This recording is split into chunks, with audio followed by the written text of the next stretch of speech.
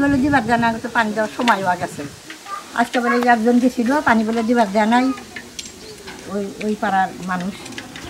কালকে সার দিয়া গেছে, আজকে পানি দিবার গেছে, দিবার জানি। কালকে রাত্রেবেলা দিছে বেড়াকাটা, তারপরে আমরা সকালবেলা দেখি যে বেড়াকাটা দিয়ে দিয়েছে। পরে সবাই জানাজানি হলো।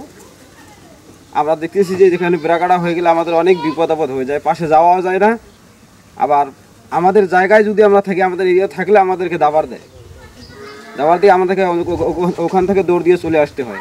আমাদের বর্ডারের সাথে ধরেন যে রাস্তা আছে, রাস্তার সাথে আমাদের জমি, ওখানে গেলেও ওদিক থেকে সরে আসবার বলে আমাদের খেতেও তো যাইতে দেয় না।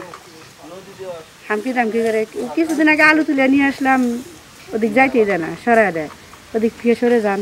এখানে কি হিন্দি দেওয়া ভাষা বলে, ওগুলো তো আমরা বুঝি না, আমরা সরে আসি। আগে যে বেড়াকাটাটা দিছিল বিডিএর কারণে বন্ধ ছিল। এখন ভুট্টা বড় বড় হয়ে গেছে, এখন আমার রাতারাতি মানে এইটা দিতেছে। এইটা দিলে তো আমাদের অসুবিধা, খুবই অসুবিধা। রাতারাতি ভুট্টা তো বড় বড় হয়ে গেছে।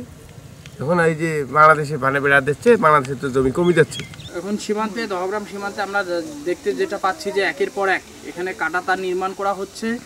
গণ অভ্যুত্থানের পরে হাড়িপাড়ায় কাঁটাতার নির্মাণ শুরু হইলো, সেইখান থেকে কিছুদিন পরে সরকার পাড়া, তারপর সৃষ্টিয়ার পাড়ে, এখন আবার শুরু হয়ে গেছে কলোনি পাড়ায়। এবং এই তার কাঁটাগুলো নির্মাণ করতেছে রাতের অন্ধকারে কিংবা হচ্ছে ভোরে কুয়াশার মধ্যে, যেটা বিজিবিকে অবহিত না করে করানো হচ্ছে।